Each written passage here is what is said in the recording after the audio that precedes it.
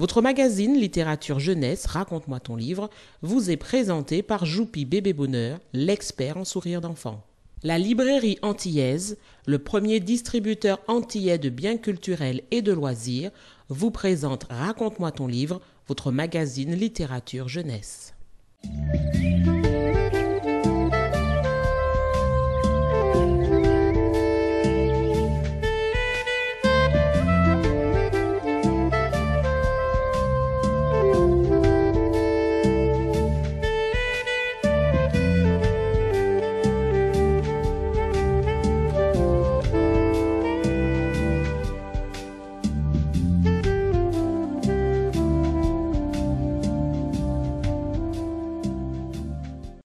Bonjour à tous et bienvenue dans votre magazine littéraire jeunesse Raconte-moi ton livre.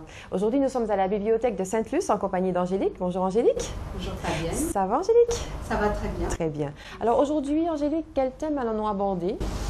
Alors aujourd'hui, nous allons parler d'un auteur, Roald Dahl, un auteur anglais qui est né début du siècle dernier, en 1916, et qui a écrit des romans fantastiques pour les jeunes. Alors je pense que les enfants vont en parler un peu plus explicitement que moi. Oui. Mais c'est vrai que c'est un auteur assez exceptionnel. Déjà, il a une imagination débordante, un humour extraordinaire. Et voilà, les romans, on les lit, c'est un bonheur, quoi, vraiment, de lire Roald Dahl. Et puis, il y a eu une exposition à la bibliothèque début du mois d'octobre. Et qui a concerné notamment le public scolaire. Et il y a énormément de classes qui sont venues et qui ont découvert cet auteur ainsi que son œuvre. Quelle classe par exemple? Alors, quel niveau? Notamment cycle 2, cycle 3, donc à partir je dirais même du CP, et surtout CE1, CE2, CM1, CM2. D'accord. Et même les CP ont pu accéder à... Ah oui, Roald Dahl, il écrit pour les tout petits? Alors pas pour les tout petits, mais pour les petits déjà, il y a eu une collection, notamment l'heure des histoires, voilà, qui présente un de ses ouvrages, alors toujours avec les illustrations magnifiques de Quentin Blake, oui. Illustrateur officiel et qui a illustré quasi toute son œuvre. Inimitable. Ah oui, inimitable. Je veux dire, ça fait vraiment partie de la marque de fabrique de Roald Dahl, oui. Son œuvre. Voilà, je voulais présenter ce genre d'ouvrage. C'est pour les plus petits, mais après, bien sûr, il y a des romans. Dès 7-8 ans, dès qu'on commence un peu à lire, qu'on peut lire comme Mathilda, vous verrez avec les enfants. Et puis là, je présente un DVD aussi justement Mathilda, qui a été adapté au cinéma, et qui est un film intéressant. Ah, je l'ai vu. Amusant. J'aime, oui. Disons qu'il est bien adapté de l'œuvre. Absolument. Très bien fait. En fait, ce qui s'est passé, c'est que quand j'ai récupéré la liste des ouvrages que les enfants présentaient et donc de l'auteur, j'ai fait ma petite recherche sur l'auteur et donc j'ai choisi parmi la sélection que tu m'avais collectée, donc Mathilda, à lire. Et quand j'ai commencé à lire le livre, je suis revenue en arrière, je me dis c'est bizarre, ça me dit quelque chose. Et effectivement, je me suis rappelé que je l'ai vu effectivement à la télé, donc le film, absolument, très très bien, vraiment. Alors, il faut dire qu'il y a beaucoup d'ouvrages dans l'œuvre de Roald Dahl qui a été adapté au cinéma. Oui. Charlie et la chocolaterie, par exemple. La chocolaterie, évidemment, de Tim Burton. Mais pas seulement, il y a encore aussi Fantastique Maître Renard, où on a fait un film. Donc, c'est vrai que c'est une œuvre qui se prête, je pense, beaucoup au cinéma. D'accord. Très bien. Bonne présentation. Donc, on va découvrir tout ça avec nos petits présentateurs, notamment avec Sophia. À tout de suite avec Sophia.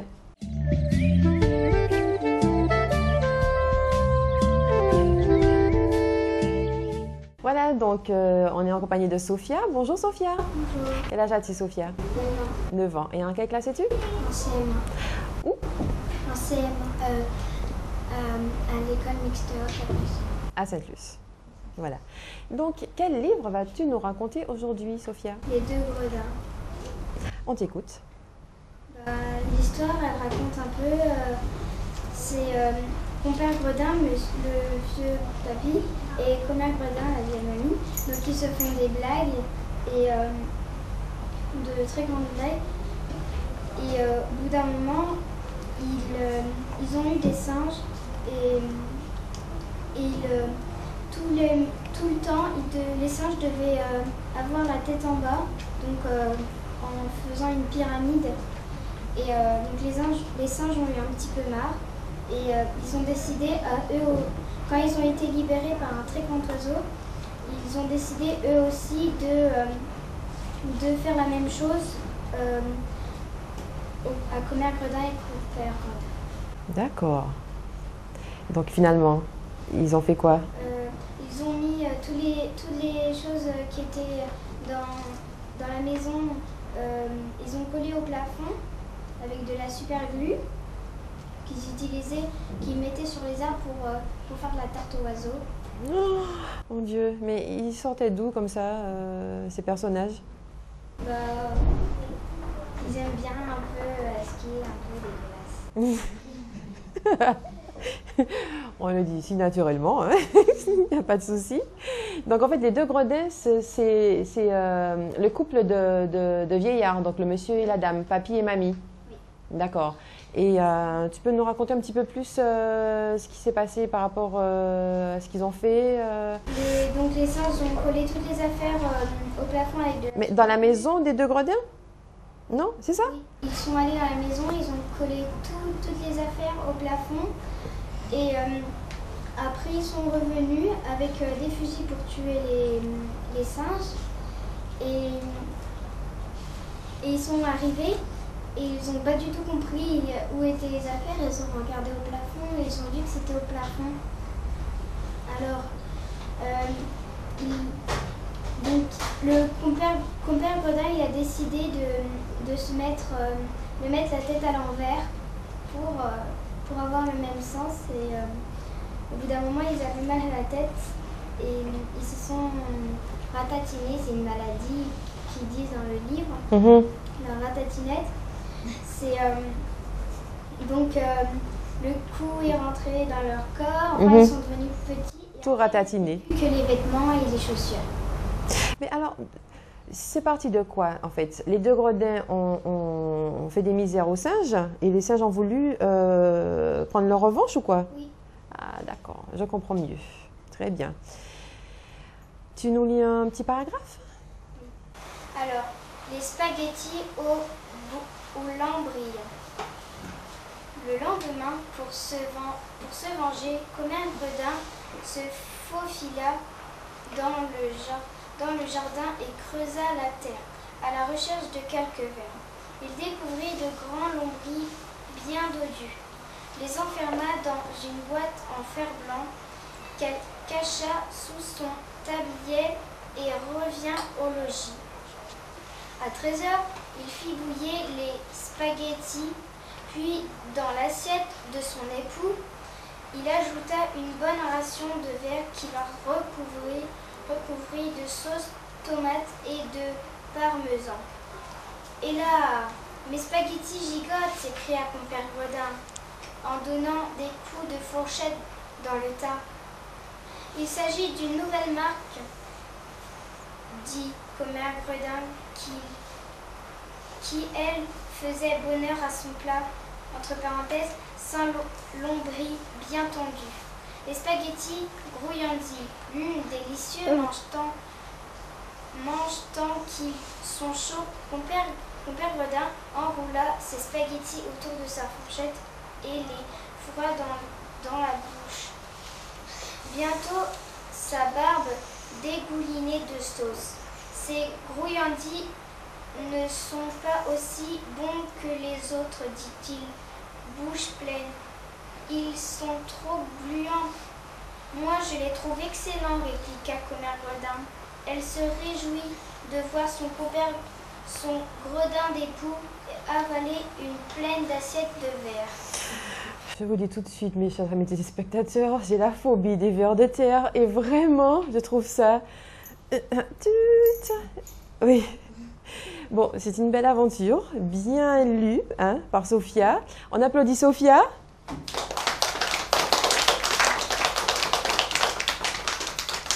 Alors, entre les illustrations de l'illustrateur et les textes de l'auteur, je peux vous dire que c'est...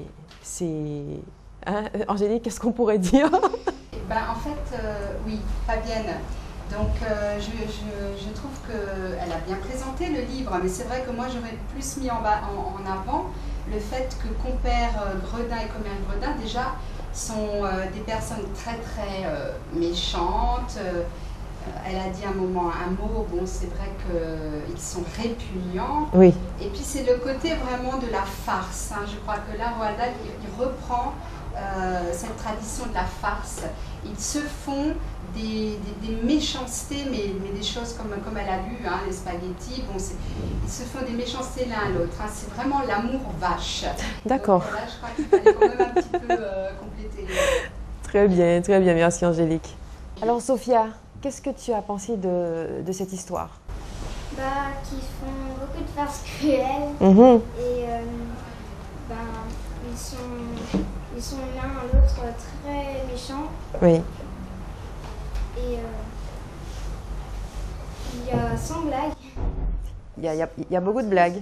En tout, ils se font 100 blagues, mais ils ne sont pas toutes écrites dedans. Ah, une centaine de blagues, d'accord. Et en fait, quand tu as choisi ce livre, et finalement il t'a plu? Oui, beaucoup plu. Ben, très bien. Voilà. Donc on remercie Sophia.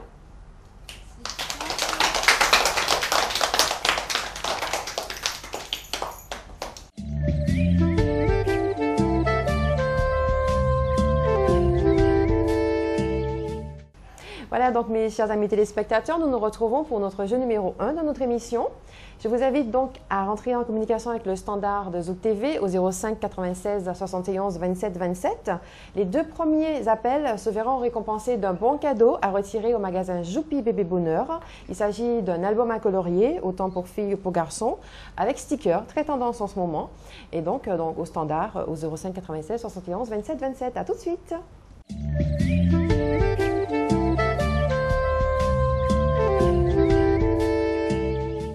Voilà, donc on se retrouve avec Alvin. Bonjour Alvin. Bonjour. Quel âge as-tu Alvin? J'ai bientôt 12 ans. Et tu es en quelle classe? En 5e. En 5e. Au collège de Saint-Christ. Très bien. Alvin, quel livre vas-tu nous raconter aujourd'hui? Alors, le livre, c'est Dany, champion du monde. Vas-y. Alors, il y a la biographie de Roald Dahl. Alors, il est né en Angleterre en 1916. Il est issu d'une famille norvégienne. Et il travaillait en 1932 part en Afrique pour travailler dans une compagnie pétrolière. Et plus tard, quand la Seconde Guerre mondiale éclate, donc il pilote un avion de guerre de la Royal Air Force. D'accord. Ça, c'est Roald Dahl, Monsieur Roald Dahl. Très bien. Alors, l'histoire, c'est un petit garçon qui s'appelle Dany. Il avait 8-9 ans. Il vit seul avec son père parce que sa mère est morte dès sa naissance. Ah. Donc, son père l'a élevé seul. Depuis petit, il joue dans les... Il utilise des outils mécaniques comme jouet. Donc, comme son père tient une pompe à essence dans un garage, donc il est déjà dans la mécanique des petits. Fasciné. Donc, puis il grandit, et normalement il devait entrer à l'école dès 5 ans, et son père a voulu le garder. Donc, il est allé à l'école à 7 ans. D'accord. Donc, il vit sa vie, normalement.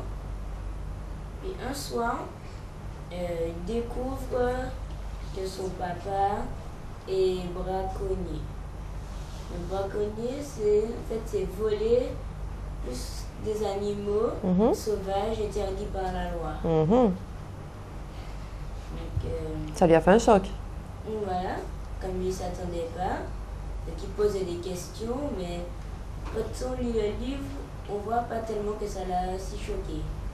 On voit que ça a été surprenant, mais pas plus. D'accord.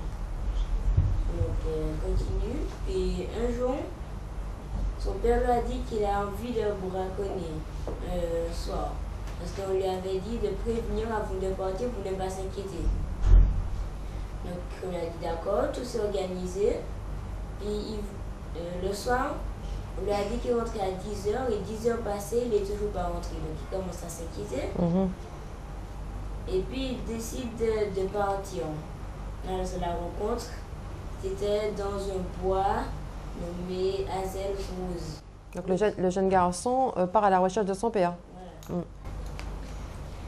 Comme il avait l'habitude de déplacer les voitures dans le garage et tout ça, et qu'il a décidé pour aller plus vite de partir avec la voiture. Ah, il avait quel âge?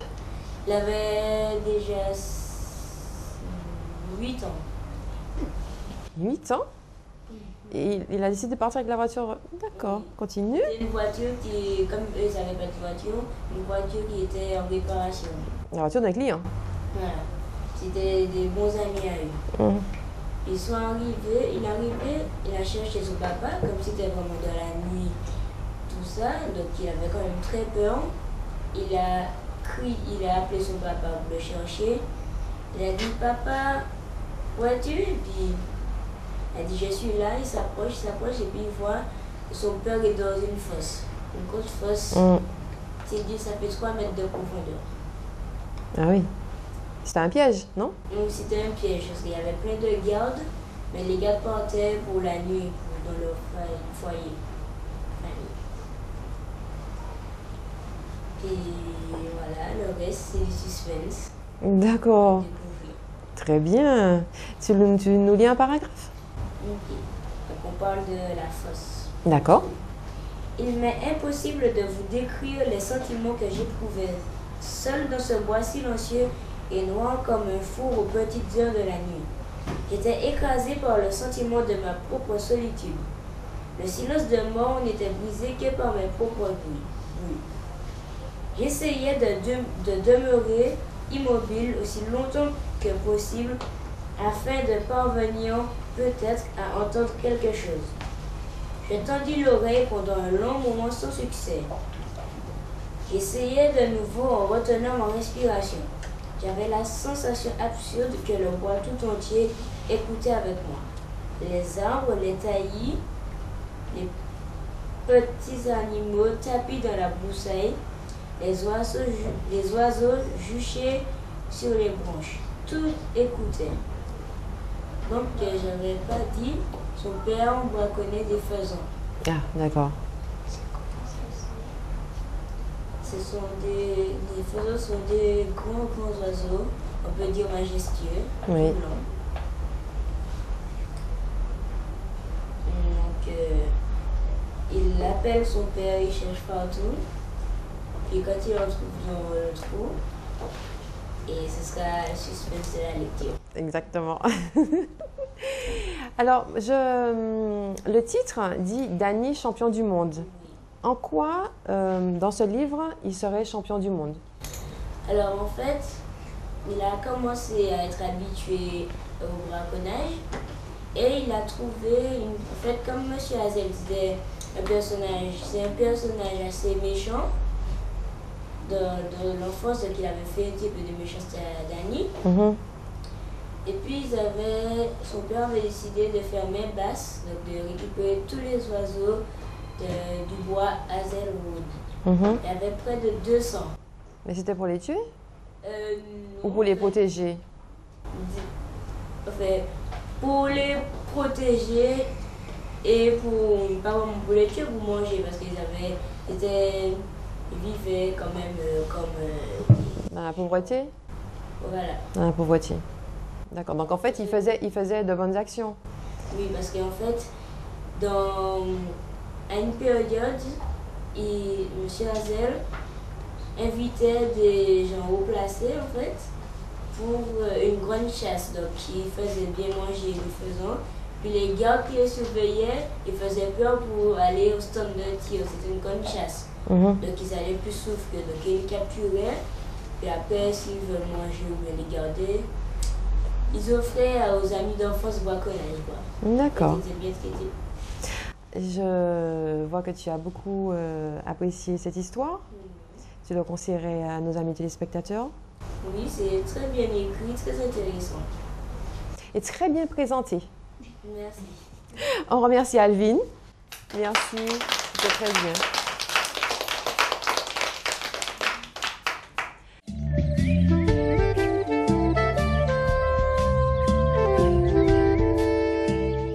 Voilà donc mes chers amis téléspectateurs, je vous invite à participer à notre jeu numéro 2 de cette émission en appelant au standard de Zouk TV au 05 96 71 27 27 et pour récupérer un bon cadeau remis par la librairie antillaise pour tout achat à la librairie antillaise de la Galeria. Donc à tout de suite au standard.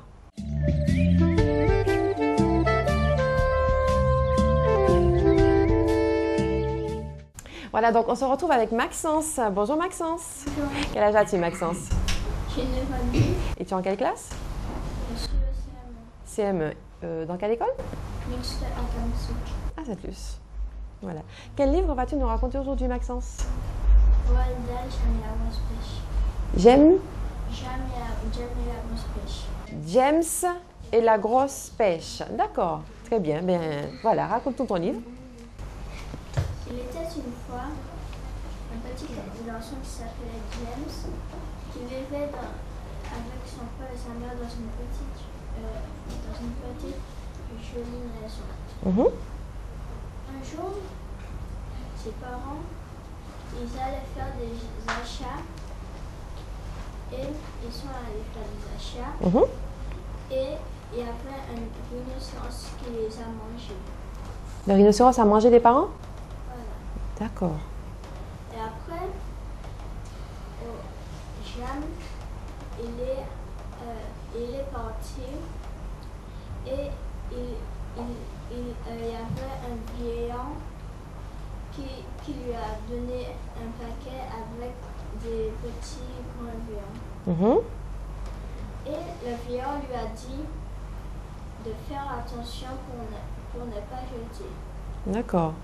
Et après, il a couru et il y avait une branche qui était montée et il l'a pas vu.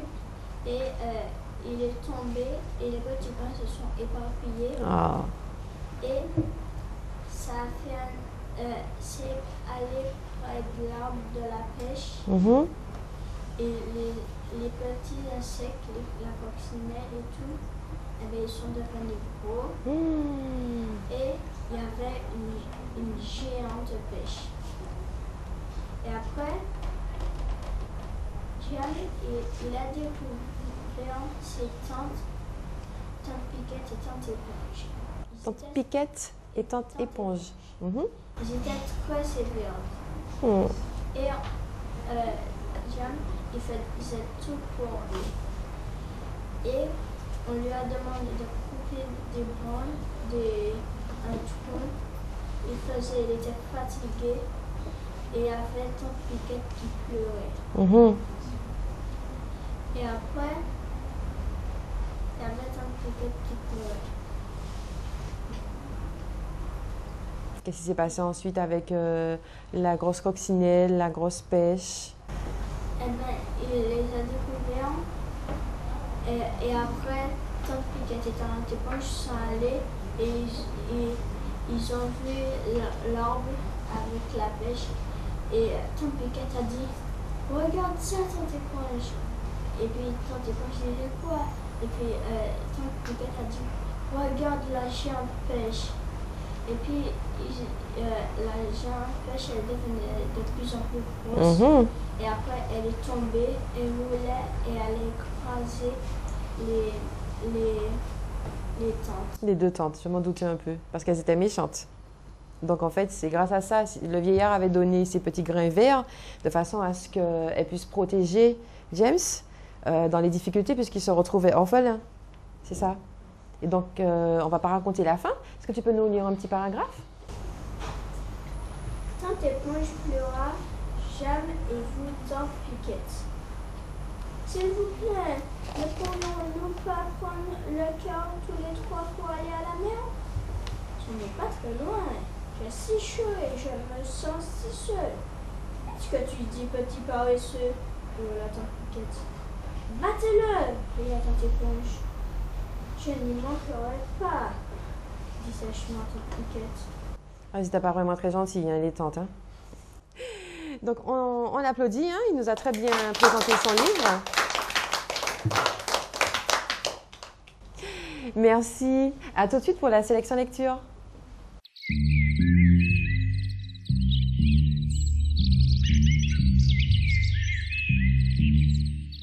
voilà pour notre sélection lecture du jour, donc autour de l'auteur Roald Dahl. Donc quelques mots sur l'auteur, donc né le 13 septembre 1916 et mort le 23 novembre 1990. C'est un écrivain gallois, auteur de romans et de nouvelles qui s'adresse aussi bien aux enfants qu'aux adultes. Donc la première sélection, Sacrée sorcière. Ce livre n'est pas un conte de fées, mais une histoire de vraies sorcières.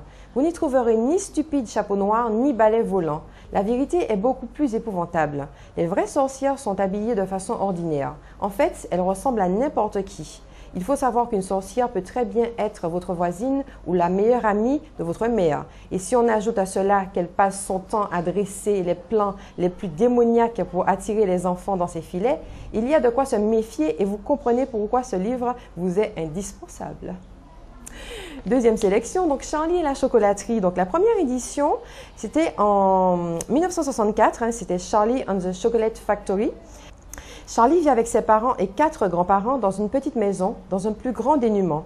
Dans sa ville se trouve la plus grande chocolaterie du monde et la plus mystérieuse. Cela fait des années que personne n'est entré dedans et Charlie adore le chocolat. Un jour, M. Wonka, patron de la chocolaterie, va organiser un concours.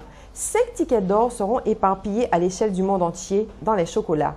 Les 5 heureux élus qui trouveront ces tickets seront conviés à découvrir la chocolaterie pendant une journée. Ils découvriront les plus merveilleuses des surprises et feront des découvertes magiques. Ensuite, Mathilda.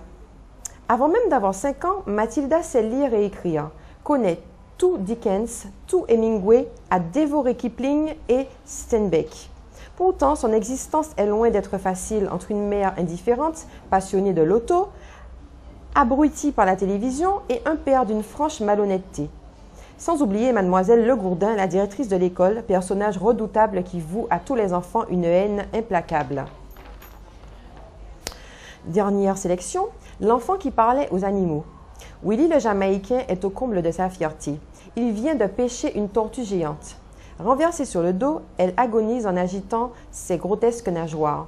Des touristes contemplent la scène en riant. Seule une petite voix indignée s'élève, celle d'un tout jeune garçon. Le directeur prit un mouchoir dans sa pochette et il se mit à essuyer les doigts. Cela ne l'emballait pas de relâcher la tortue. Le menu du dîner était déjà fixé. De notre côté, il ne voulait pas qu'il arrive une deuxième catastrophe sur une plage privée.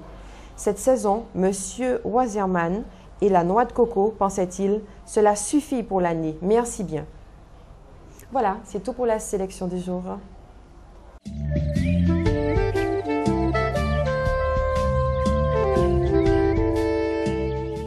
Voilà, donc notre émission touche à sa fin. Angélique, belle petite présentation de ce cher auteur Roald Dahl.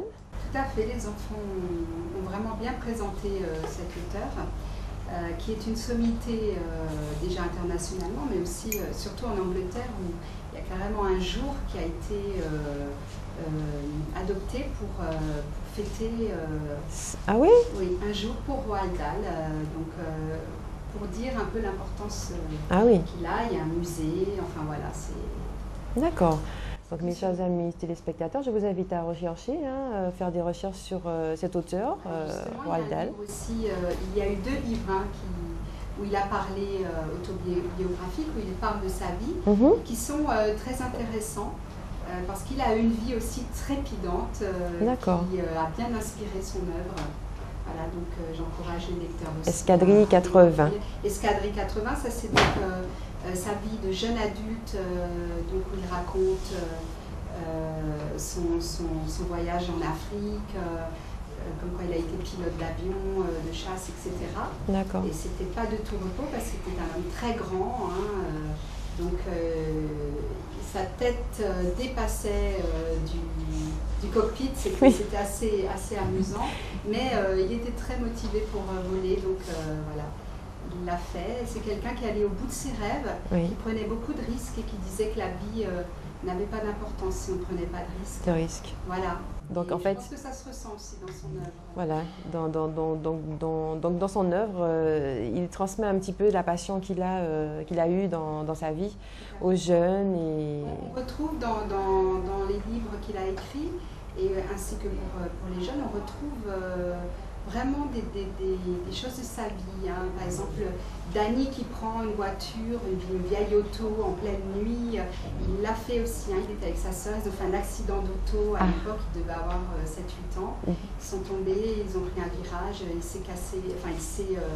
ouvert le nez, enfin voilà, toutes ces choses, on les retrouve. Il y a du vrai. On les retrouve un peu dans son œuvre. Beaucoup de vrai alors. Beaucoup de vrai aussi, et beaucoup d'imagination, oui. Comme ont pu le remarquer les enfants qui ont lu les livres de Roald Dahl. Hein. Ça donne envie soi-même aussi d'inventer des histoires assez étonnantes. Je peux comprendre ça. Merci Angélique hein, pour le mot de la fin. Donc on remercie le public et on s'applaudit.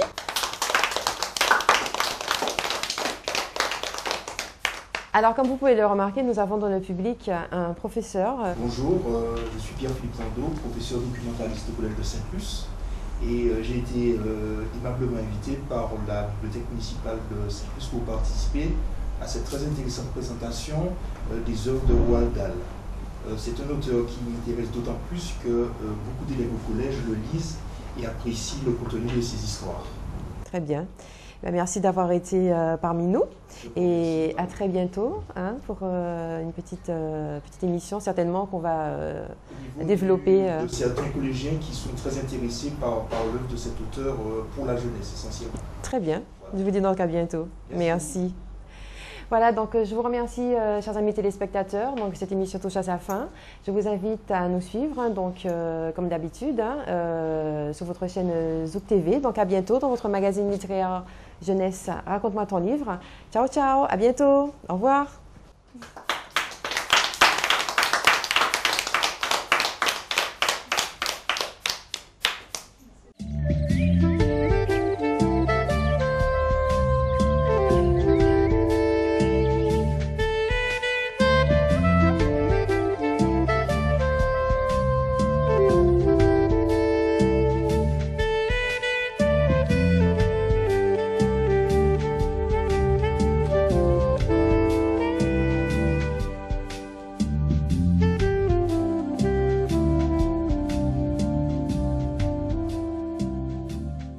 La librairie antillaise, le premier distributeur antillais de biens culturels et de loisirs, vous a présenté Raconte-moi ton livre, votre magazine littérature jeunesse.